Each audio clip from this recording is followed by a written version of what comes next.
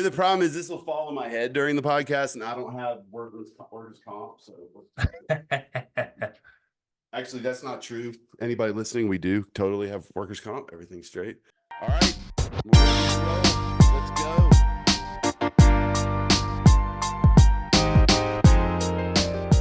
What's up, Abdel? How are you, bud? I'm good, man. Cranking away. How's what are we? March March. 21st. Yeah. What's Yeah. how's the beginning of the year felt? Q1 is done. We're good, man. We're cranking away. We've got all the motivation on our side, right? We're pushing through, steamrolling, taking the punches as they come. Because there's a lot of damn well punches. But you know what? We're pivoting, we're jumping on, we're cranking away with our content. I just wrapped up an event right now with 250 plus agents. How about that? That we individually threw in South Brunswick, New Jersey. Okay. We had a partner of ours, Michael Hellickson, who was like the #1 listing agent for quite some time. You probably heard of him. He runs a company called Club Wealth, which is a massive coaching platform. Okay. Had him come out. He reached out. We did an event last year in Freehold with about a similar turnout, and he's like, "Yeah, we're ready to rock. Let's do it." So we got a bunch of different local agents. They invited their colleagues. We put things together, ran some stuff online. Crazy value. I mean, 8:30 to 12 o'clock, jam packed. So we've been doing a lot of that. A lot of the typical social media content, the lives, podcasts like these, and business is flowing. When somebody asks you, okay, you're because I want to go back and we'll do this in a minute. Go back to kind of where you started and how you got into this business. Because honestly, I'll tell you a story about when I first met you that you may or may not remember. Um, but if somebody asks you, okay, you're doing these things on social, I mean, you post very consistently Yeah. and you do it with intention also.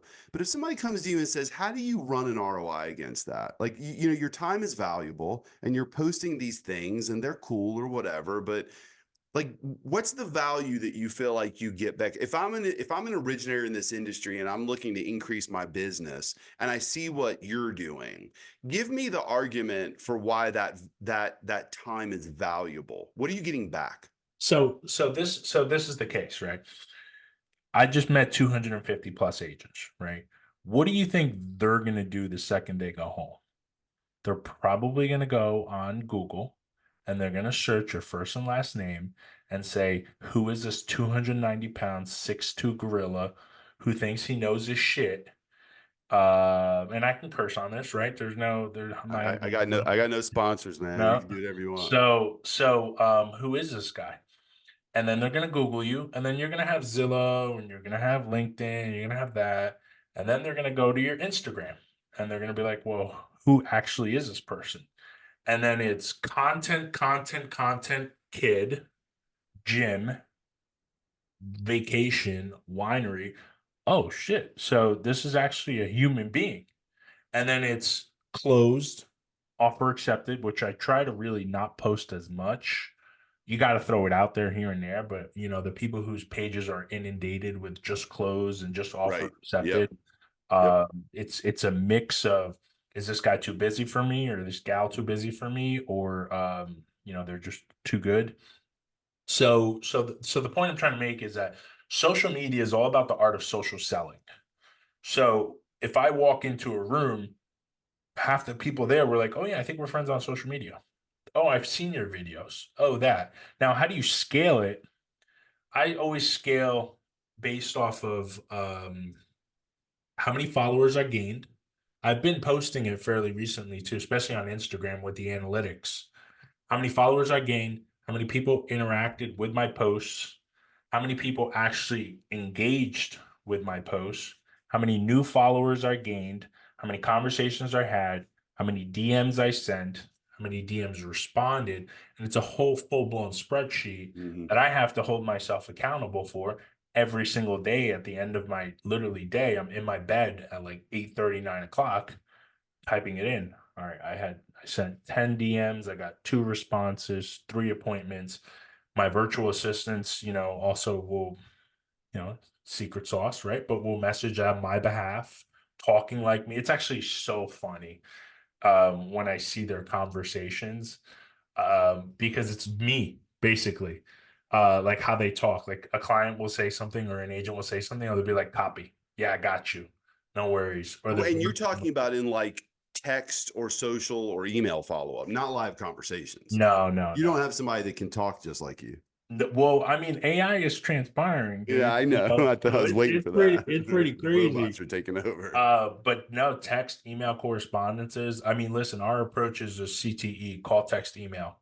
We're calling a referral partner first. If they're not answering, we're calling again to double call.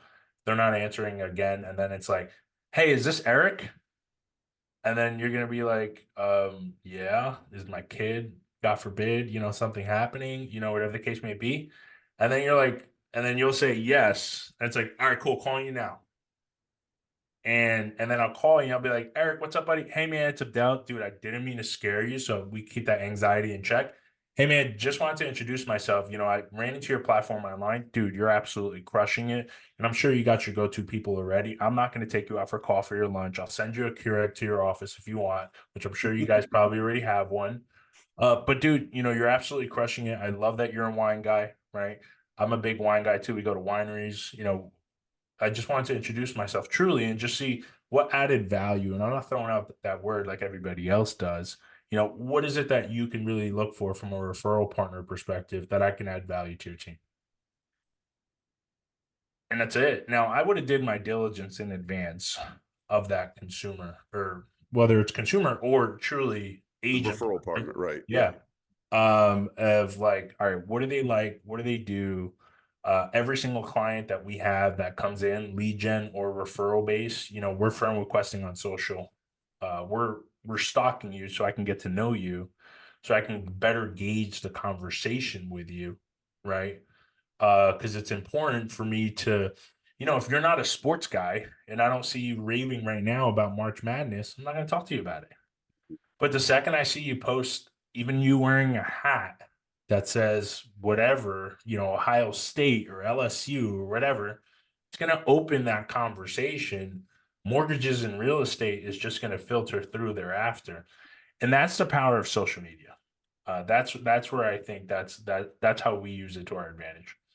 Man, there's so much to kind of talk about with what you just said. I mean, the first thing that stands out is that you've built a process and you're consistent and predictable within that process. You and I share a love of training, like physical training, right? Whether it's, boxing training or any sort of mixed martial art or just being in the gym and physically challenging yourself.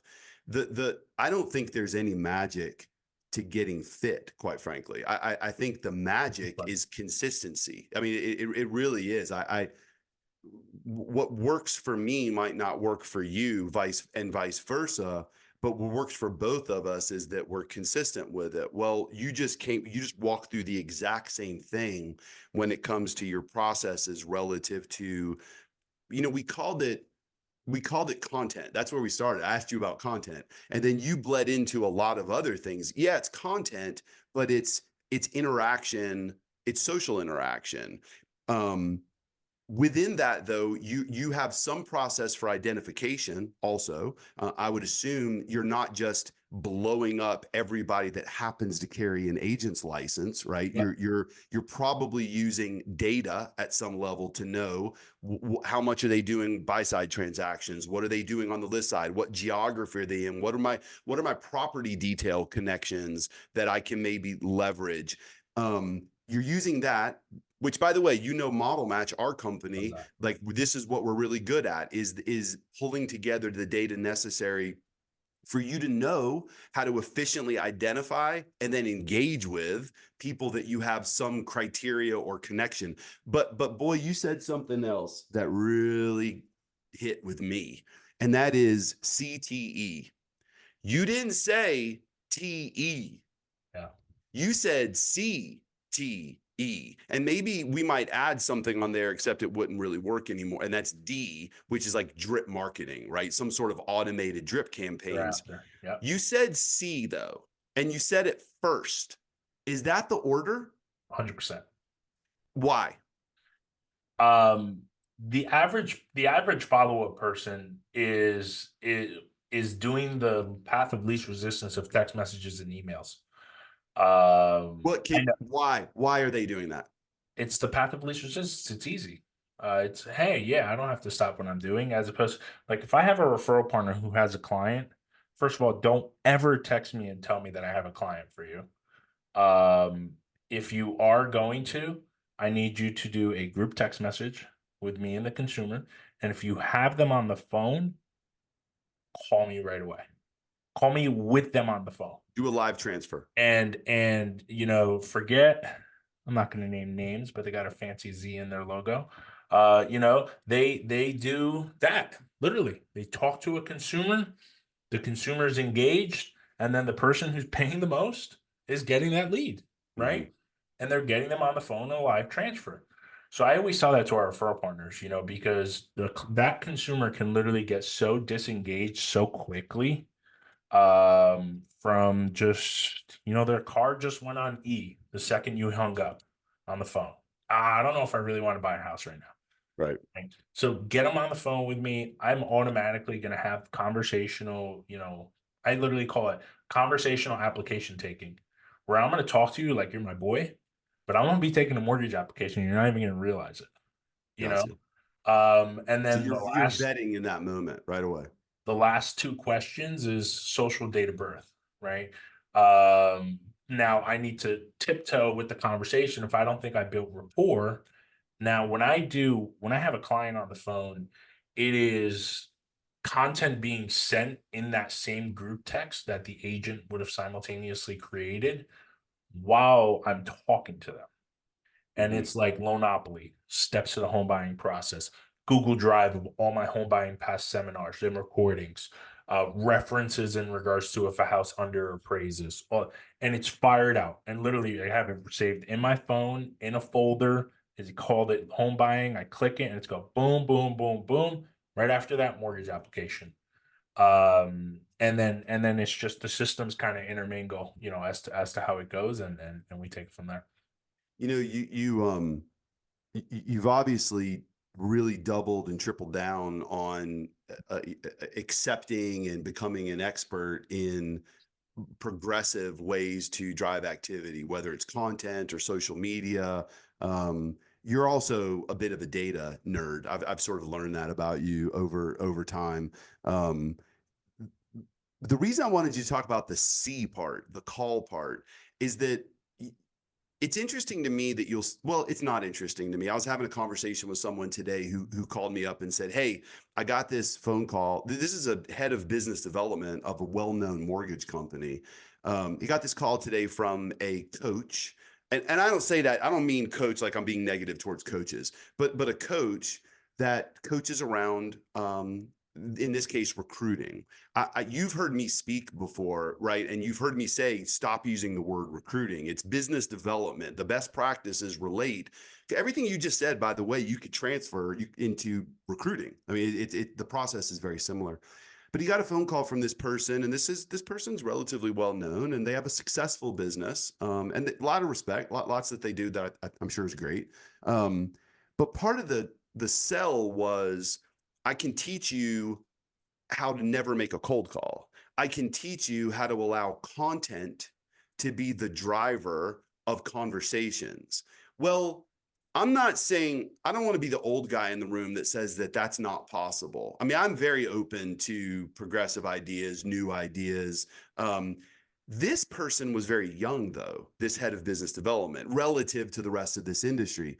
And he called me up and he said, the second that somebody tells me cold calling is dead, I'm not really listening to you anymore. His point was, the process of cold calling is different. Back in the day, it used to be that I would get a CD-ROM from the NBA and I would go through that CD-ROM and pick out people that were points of contact. And I would make a cold call and really didn't know anything about them other than their title, because there was no social footprint. I couldn't just Google them or look up on LinkedIn and see this big background and engage with them in a way that could, like, I noticed that, to your point, they're rooting for some team in March Madness, and that's how I break the ice. It was much harder.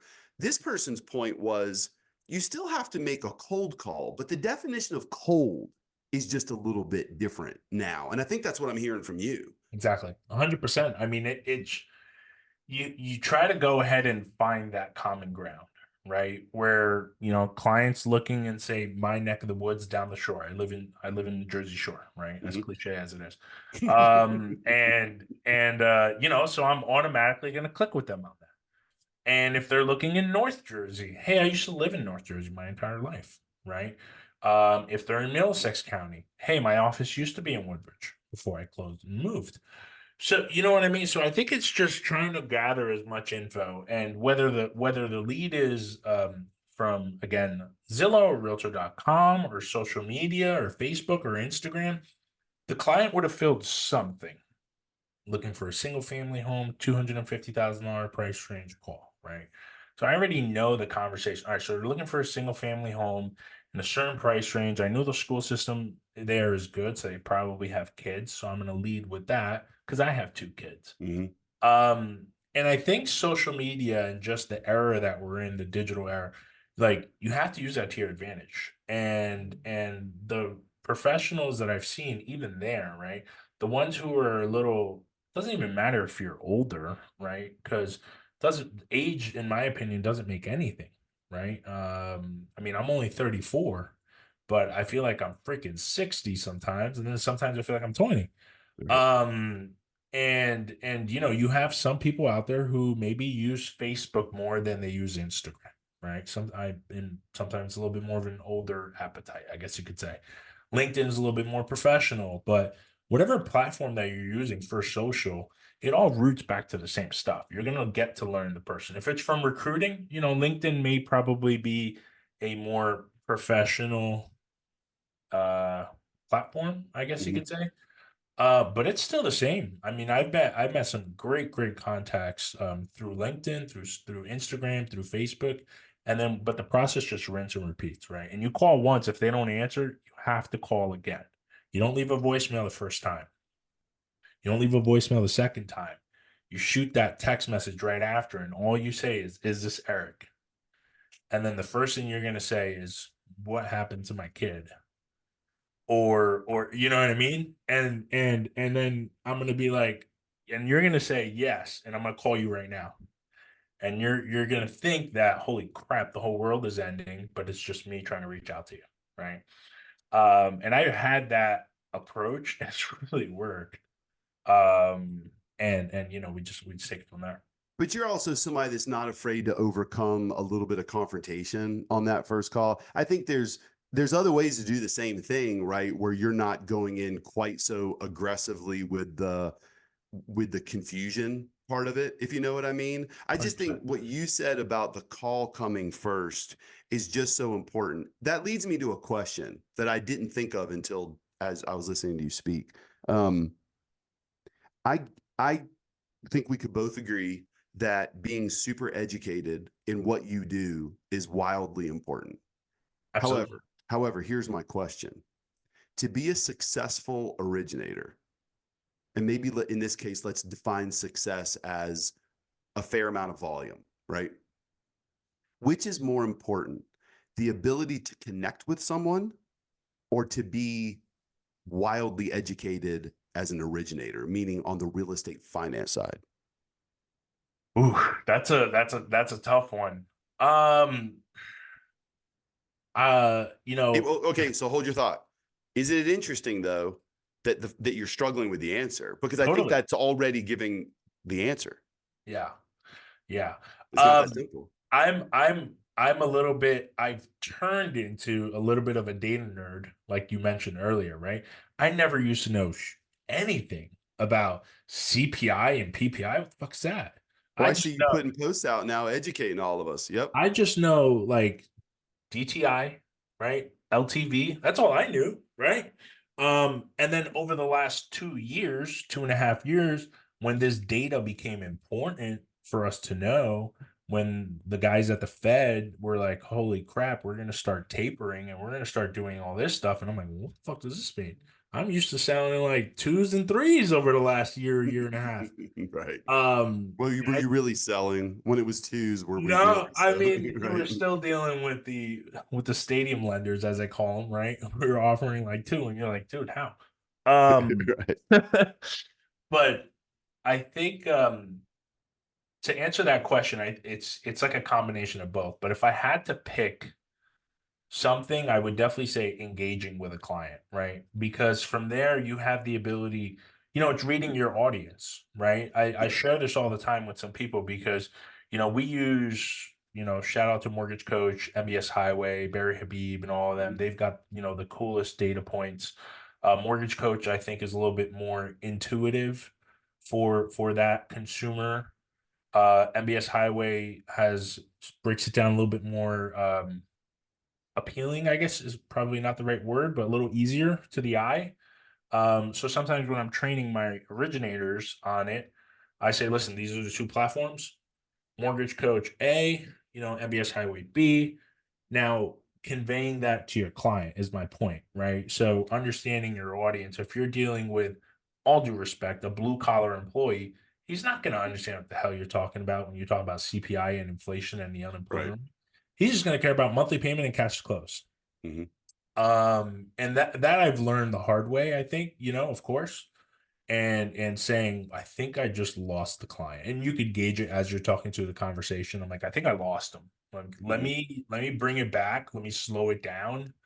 Let me concentrate on their home specifications, right? Where do they look? Nobody wants to talk about mortgage. Nobody wants to talk about, all right, so you really want a $3,000 payment? Well, tough shit. Interest rates are in the sevens and you're at a $3,600 payment. Nobody wants to have this kind of shit. As opposed to, so you want a 3 bedroom, 2.5 bathroom house down the shore. Okay, no worries. I'd be more than happy to make that happen for you. I'm going to connect you with a referral partner who can. And I'm going to give you an idea more or less, not on the phone. You and I are going to jump on a Zoom call just like this. And I'm going to share with you exactly what the numbers would look like to see what your comfortable and your appetite is.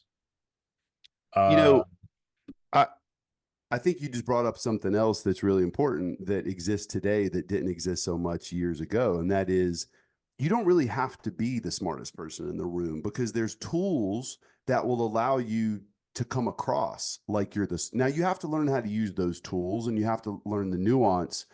I guess my argument for the idea that maybe the ability to engage is more important is that you don't really get the opportunity to be the expert until you can engage effectively. I think about there's so many good originators and leaders in this industry. I was at an event not that long ago and I was listening to Jeremy Forcier speak and I was listening to Denise Donahue speak. And, these are very engaging. Like these are people that you want to talk to. They've got great personalities. They've got a cool personal story. They're fun. I'm not very fun, but they're fun. And but then they also happen to be brilliant. They also they happen to be experts.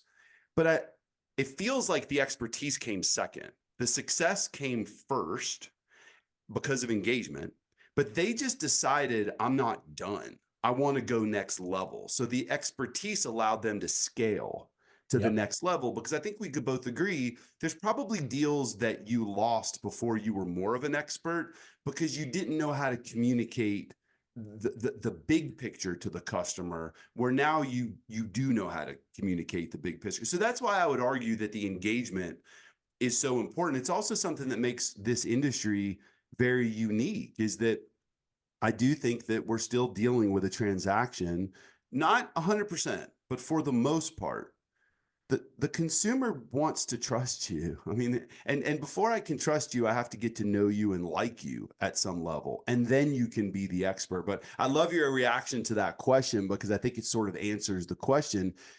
It's a tough one, but you can't get to that level unless you learn how to engage. Yeah, yeah. I mean, it's truly. I mean, I take classes in regards to like remember we had think it was 2 years ago at the PRMG leadership. We had the fear of rejection guy. Yep. Um, that was awesome. And I think it's just understanding, my favorite thing to say to a client nowadays when we're going over rates and options when we're locking is I'm like, listen, option A is going to be the lowest interest rate, but your cash to close is obviously going to be a little bit higher, just paying a little bit of points. Option B is going to be based off of, slightly higher monthly payment, less cash to close. And then the option in the middle based on my recommendation, so it's like a basic premium and a standard option, is a little bit of mix of both, right? Now, this is my line of thinking. What is more important to you, Eric? Is it your monthly payment or your cash to close? Don't worry about the interest rate. Hmm. Is it your monthly payment or your cash to close? Do you have some cash to, for lack of better words, as I always tell them, burn, basically? And would you rather prefer to have a lower monthly payment? Right. Or would you rather save some of that cash, knowing that rates may eventually trickle down, and pay a slightly higher payment and save it for a rainy day, or put it into the house to increase the value? There Yes, is, and this is my favorite line, there is no right or wrong answer. that's right. So I am not telling you what option to do. It is up to you, right? My role is to just simply advise you based off of these three options in my personal recommendation. And you may necessarily not agree with me, which is okay, because this is a loan that is specifically tailored for you. And that's literally the conversations that I have with consumers, and it works, and a lot of the times, like, I'll lock a client and they'll choose, of course, like everybody, the lowest interest rate. And after explaining it to them, we'll hang up, they're locked, done. I'll get a phone call or a text message back. Hey, I was really thinking about what you told me. And can we actually take the higher rate and bring less money to the closing table? And I said, 100%, absolutely. Not a problem. Just a reminder, monthly payment is this, cash flow is this. If you don't mind just confirming back with a Y, just saying you agree and you understand. Yes, boom, done. And this is why the rate environment doesn't scare you as much as it scares other people. Yeah, I mean, listen, it sucks. Don't get me wrong. It sucks from an affordability perspective.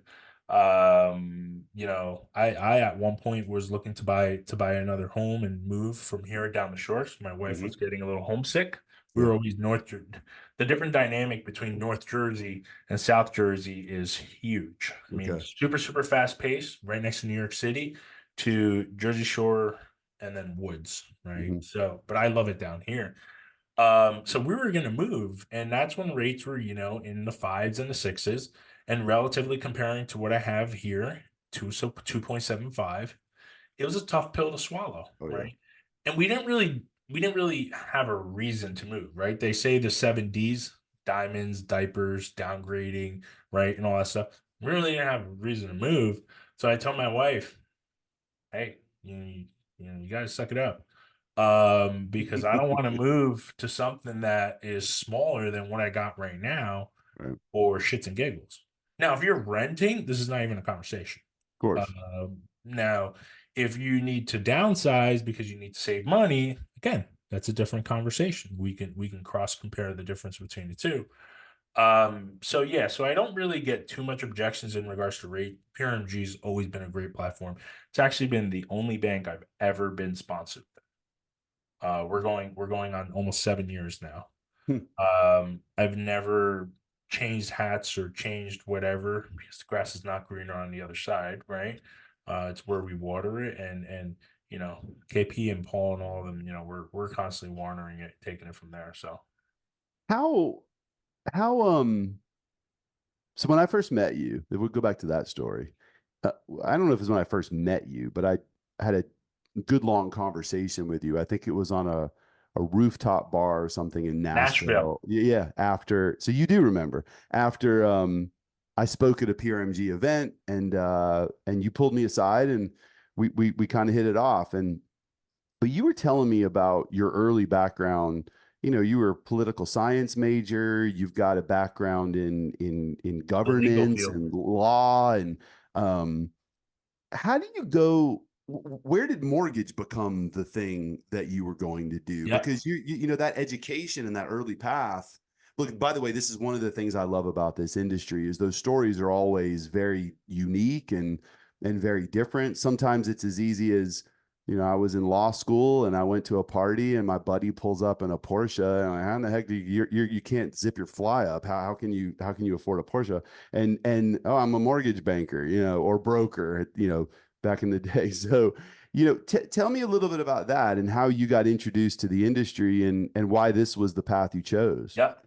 So I probably told this story like 10 times today, right? So I got it polished up.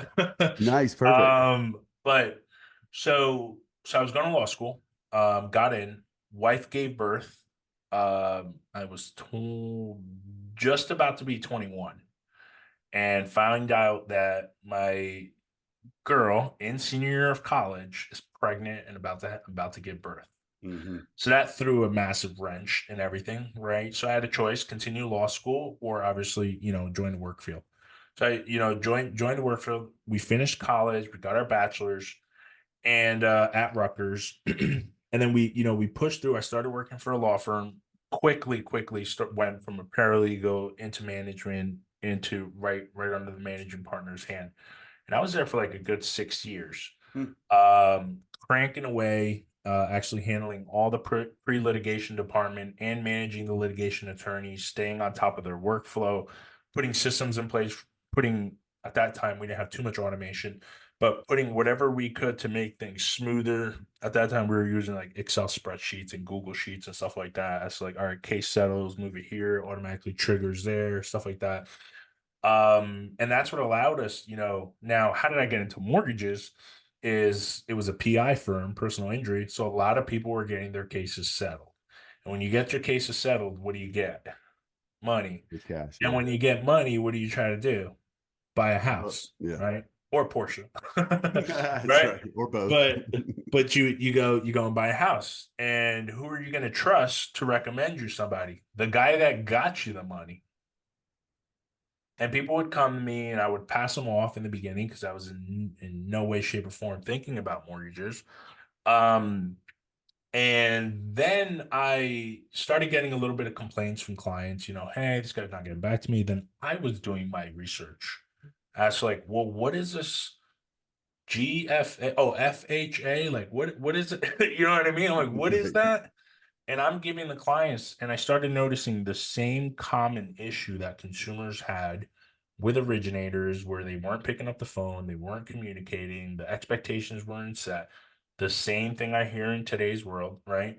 And then I'm like, you know what? Let me actually one day, I'm like, had recommended my wife's uncle to my boy, and he wasn't communicating Wednesday. And I'm like, you know what? Screw this. I went, signed up, took the class Monday to Friday, Saturday, took the exam, passed, boom, license. Um, and yeah, and then we took it from there. I still stayed on part time for about a year and a half doing this Mhm. part time till I built the database, built the relationships, built stuff like that. And then 2019 is when I said I'm all in, right? I'm like, I'm all in, talk with PRMG, open up a branch, and we haven't looked back since. It's a great story, and for a lot of reasons. One of the things that really stands out to me is that the gap you saw was just a simple lack of follow up and follow through.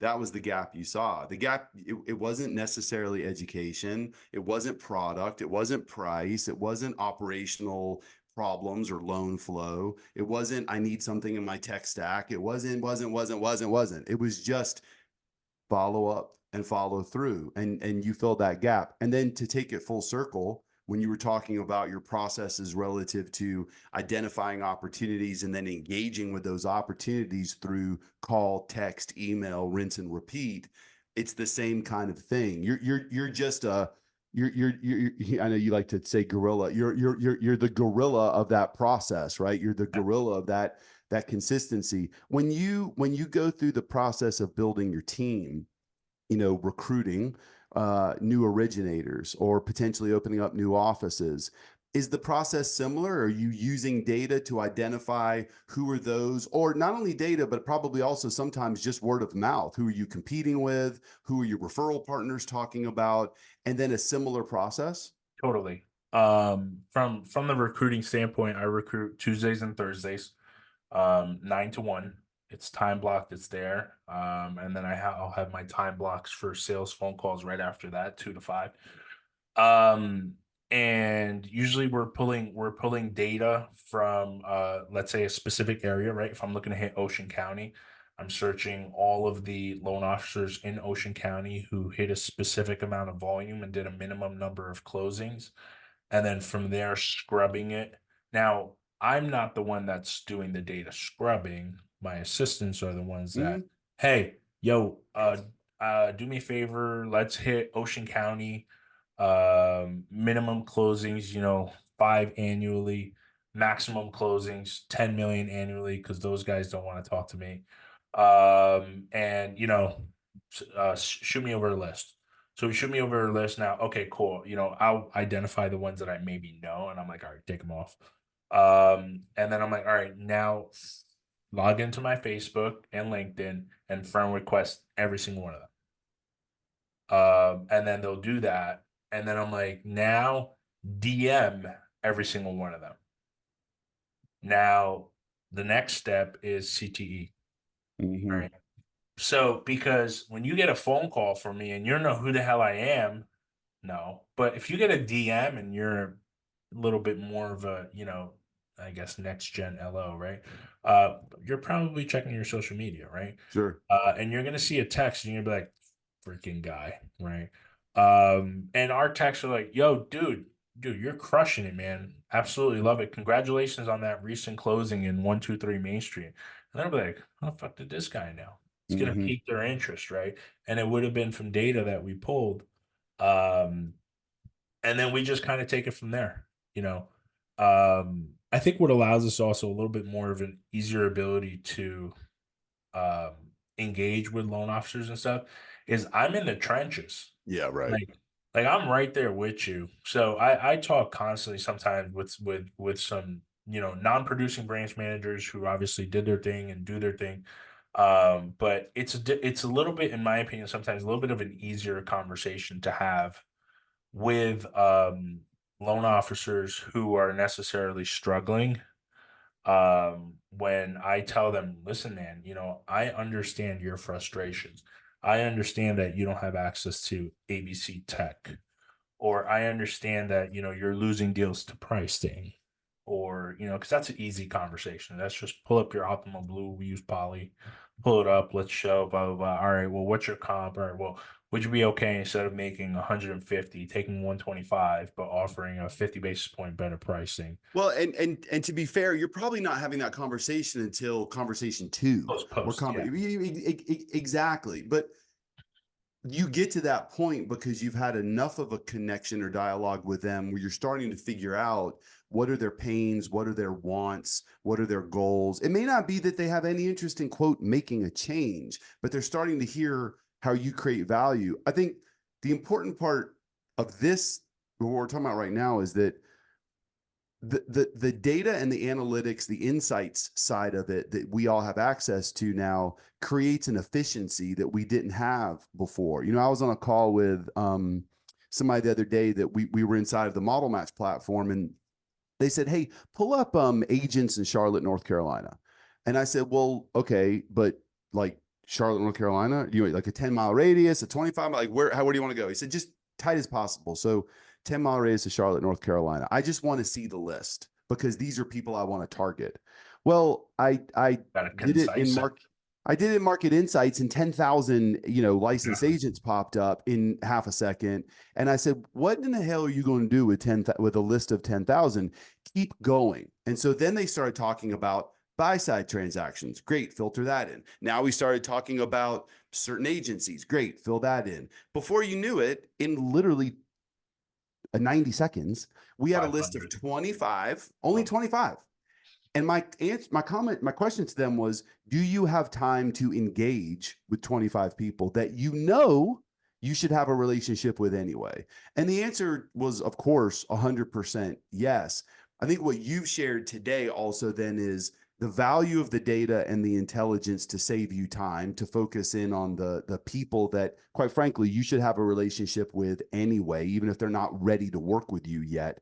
And then secondly, how to manage that engagement process in a way that isn't hitting the easy button, because the easy button doesn't work, but involves some of the things that are sometimes a little bit painful, which is call. Look, it's a whole lot easier from an emotional perspective. Like, you and I are probably similar, so maybe for you and me this isn't the case, but for most people, I think if you send a text message and there's no response, or they say no thank you, then that doesn't hurt your feelings quite as bad. But if you talk to someone and they say, "Hey man, I'm not interested, don't call me anymore," and hang up, that feels like I'm a Deflationary. loser now. Yeah. Well, I'll tell you, man, me personally, I feel the same way whether you don't answer my text message or you actually tell me to F off on a phone call. But I think what you're reminding everybody is the value of the call, the value of the face to face, the value of the live conversation, because you can't build trust only on social and only via text messages. I want to ask you a couple questions before we break that sort of have nothing to do with what you do for a living. And by the way, Abdel, this is freaking awesome, dude. Like, the first 7 minutes of this podcast, you just did a masterclass in process and consistency and predictability. So I can't wait to push this out and to really push everyone to the first 7 minutes of this conversation. Love it. What you're a bit of you like to do a lot of things, man. I know you're a jack of many passions. What are some of the things you do outside of the industry that bring you juice? Listen, obviously a gym rat. I'm a 4 a.m. wake up, walk the dog, You're a be in the Jocko gym. guy. Yeah, be in the gym by 4:30. The guys that are usually there are your successful business owners who are trying to, get their lift in quickly. I don't like to rush, so I'm there for like 2 hours, right? Wow. Getting my cardio in, sitting in the sauna twice. That by itself goes like 45 minutes. Mhm. Because I sit in the sauna for 15, I do my cardio for 15, I do my workout for about an hour, then I go back again, do cardio for 15, and then jump in the sauna for 15. So, and I literally have it set for 15. And that kind of just comes into just how I time block everything and anything. Um, and then I've got two kids, so they're keeping us busy. My I've my seen mini me on some of your Yeah, posts. Yeah. yeah. I just did a video with him the other day, And yesterday. he's wearing his gi, right? Yeah, I Yep. saw that. Yep. So he does a jujitsu. So we have him in jujitsu. We had my daughter actually in MMA when she was younger too, Hmm. teaching them, self-discipline and all that stuff. Um, and then my daughter does swimming. And dude, swimming is like a full-blown job. Like this Sunday, I have nothing better to do than my wife signing me up from 11 to 1 o'clock to volunteer. Or you're not going to be the one standing at the block. I'm going to be the one who's signing people in. Oh, that's So even I so worse. so I told my wife, I'm like, all right, I'm signing them in. I'm wearing a Got Mortgages t-shirt Heck because yeah, you are. basically the only clothes that I own, right? And I'm gonna sign them in and I'm gonna go like, here you go. Thank you very That's right. much. I love Here you go. Thank you it. very much. So she's like, no, don't do that. And I'm like, well, I'm doing it. If I'm there, I'm gonna be like, hey, thank you very much. Here you go. Hey, oh yeah. And we're sponsored there. My freaking logo is in a big in the YMCA. I love it. Um, and that's it. And then we stay busy with the family and stuff like that. I've got a golden retriever, so we try to take him around dog parks and stuff like that. I live down the shore, so I'm excited for the summer. By us it gets hot, and we just ripped out the swing set in our backyard, which was massive. It's like a swing set and a slide and a Oh, whole it's one of shebang. those. Yeah, Yeah. so we ripped it out. It was all rocks too. And then I had it completely paved, nice pavers, and put a 12 by 24 gazebo. This thing is massive. So it's dope. So now I already have like a million ideas because I'm like, all right, perfect. This is cool.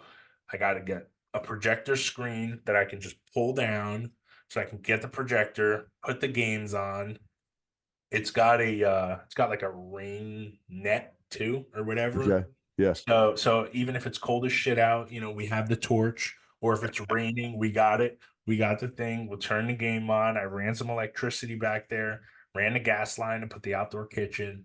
And so I'm excited for that. And I'm picturing some got mortgages events out there also. oh, 100%. I see some write-offs in your future. I already have some, a bunch of different referral partners. I texted it to them and I'm like, listen, team, we got you guys coming over. And I also launched a networking event down here, down the shore, because I saw just such a need for it. Similar to, I call it BNI without the red tape. Uh-huh. And we're getting a lot of people who are interested in joining, and we're not just targeting your typical loan officer realtor, right? Everyone does that. We are going with empowering small businesses. So electrician, painter, contractor, your local marketing company, your local pizzeria owner, your local restaurant owner, diner. And these are people that I literally go to being a local resident, right? Right. The local bagel store. And all these business owners come together and we literally bullshit for an hour, and each person, I run it, right? So I run it. I usually say, hey, everybody want to introduce yourself and tell me, what are you most excited for the summer? Uh, Tell me, this just came out, that just came out, right? And then we'll have a guest speaker for about 30-45 minutes. And then we'll end it with, again, a 2-minute basically elevator pitch from each person. Bullshit, we network. There's a bar usually right across the street. We'll all go, we'll have drinks, and it's been awesome. And those are actually where you get more referrals than anything. Mm-hmm. That's obviously the point of it all. I'm not making any money from running it or the members paying their quarterly dues. That's to pay for the venue. Right. But it's the power of putting those business owners together that's been keeping my time busy too. Because it's creating obviously more opportunities and more relationships in place. And now I have these guys who are reaching out to me. Like we had a handyman present the other day. Handyman can't put a PowerPoint presentation together. Not to sound like a dick, but he's not the most savvy to do. So what do? I put him on an email with my ISAs, with my virtual assistants, and I say, hey guys, do me a favor, put a PowerPoint presentation together for this guy. This is his website. Run with it. And they did it by the end of the day, gave it to him. Boom. I'm like, yo, do you have anything to say? He goes, no. I'm like, you probably didn't even read it. I'm like, do me a favor, read it, because you're going to present it to about 15, 20 different business owners. You want to sound like you know what you're talking about. He read it, responded back, changed 2 things, changed, boom. Now, when we're done with the meeting, he's obviously giving kudos, to our team for putting that stuff together. Right. So imagine what a realtor, when they're hearing that, they're like, oh shit, he's doing that. What do you think he can do for my clients? Right. Follow-ups, engagements, the 3 F's: follow through, follow back, and follow through. Follow up, follow through, follow back. And that's it, man. Well, look, one thing I've learned over the years is that you can have the sexiest tech, the greatest product, the greatest, better rates, whatever. At the end of the day, for the most part, people work with people. And that's not just your originators that choose to work with you and you choosing to work with people like Chris and KP and Paul Rozo and Robin Clayton and the team over there. It's also your referral partners. It's also your customers. Like you've built a community, and I think that's a huge takeaway from this conversation. Abdel, where can people find you? Social media. Got Mortgages is Facebook, Instagram, LinkedIn, YouTube, TikTok. I think that's it. My website, gotmortgages.com. My phone number, 201-679-0422. You could DM me, text me, call me. I am as I tell my work partners, a Monday to Monday, eyes open to eyes shut guy. I'm up at 4 and I'm usually out by 8:30. I think anybody that listens to this is gonna know it. And honestly, man, if somebody's listening, like I think there's a lot that anybody that's originating in this industry or even managing and leading in this industry can learn from the conversation with you, even if they don't want or feel like they can work quite as hard as you can. You know, consistency, predictability, process, it matters. It makes a difference. Hey, don't go anywhere. But as we close this out, thanks for coming on the podcast, man. I know we've been Absolutely. talking about this for a while. I'm really glad we did it. Absolutely. All right, brother. Thanks, man.